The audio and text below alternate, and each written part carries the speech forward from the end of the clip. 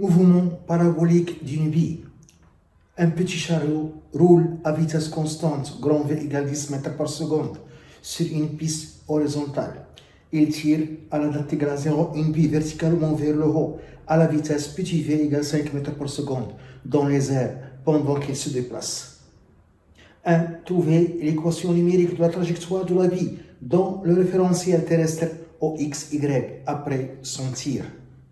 2. Montrer que la bille tombe dans le chariot. On néglige l'action de l'air et on donne G égale 10 mètres par seconde au carré.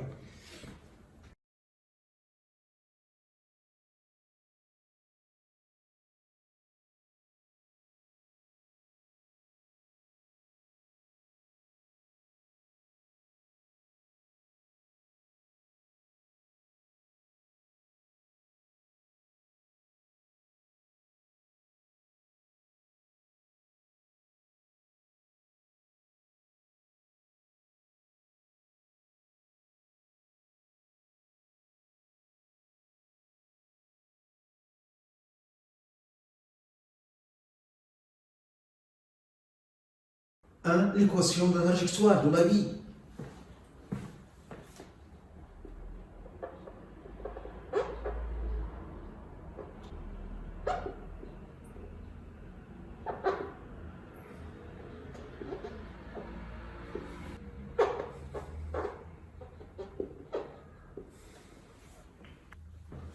Le schéma, le chariot se déplace horizontalement à vitesse constante, grand V. À la date égale à 0, on a lancé une bille verticalement vers le haut, à la vitesse petit v.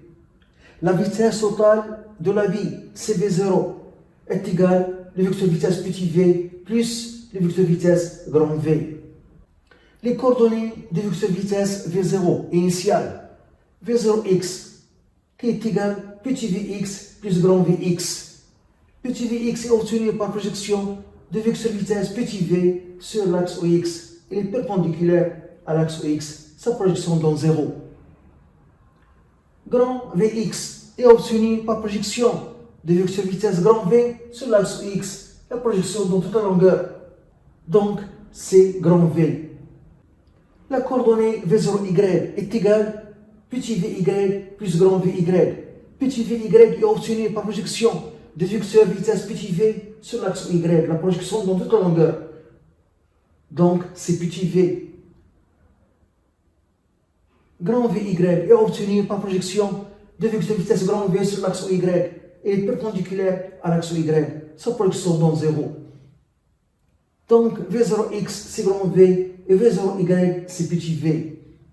Pour trouver l'équation de la trajectoire de la bille, dans le référentiel terrestre au X, au Y, lié à la Terre, on applique la deuxième loi de Newton.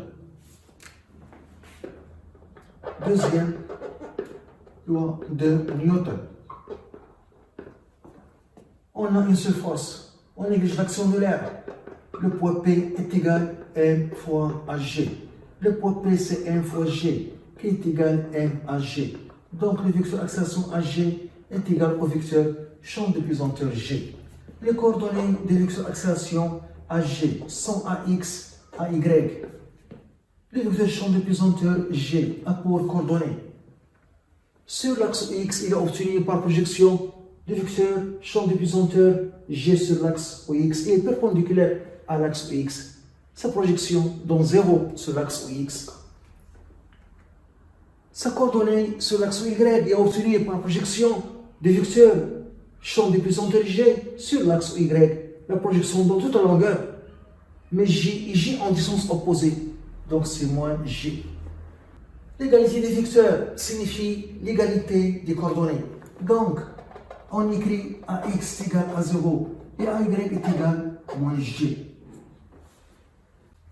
D'après ce résultat, on peut décomposer le mouvement de la bille en deux mouvements. Mouvement rectiligne uniforme sur l'axe OX, car AX est égal à 0.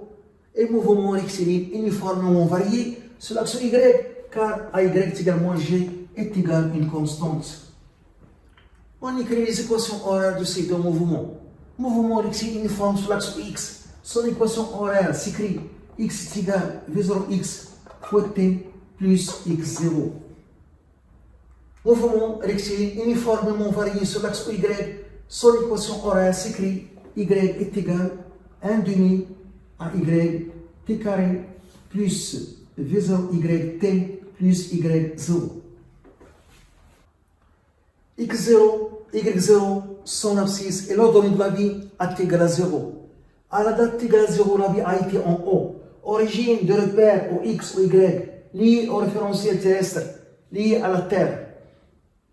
Donc x0 est égal à 0, y0 est égal à 0. V0x, V0y sont les coordonnées de vitesse initiale, V0. V0x, c'est grand V. V0y, c'est petit v.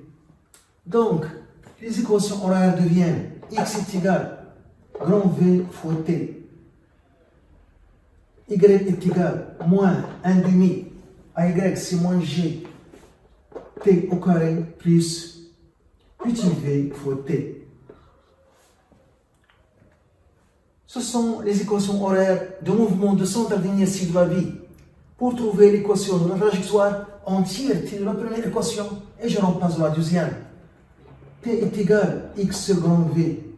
Donc y est égal à moins 1 demi g x au carré sur grand V au carré plus v fois x sur grand V. C'est l'équation de la trajectoire.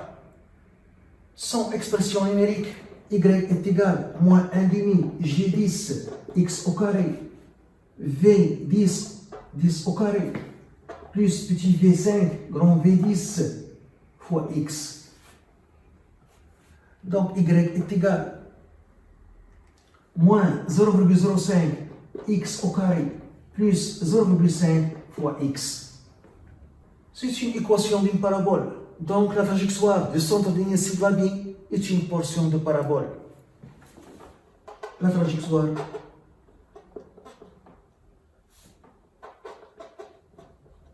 du centre d'inertie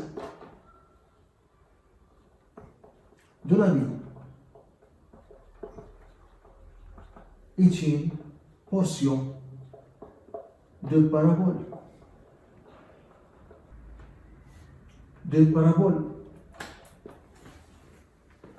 Deux, on montre que la vie tombe dans le chariot.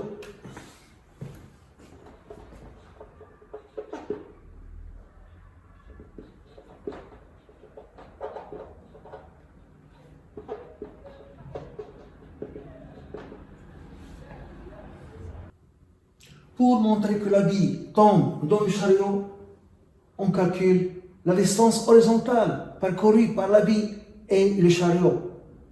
La distance horizontale parcourue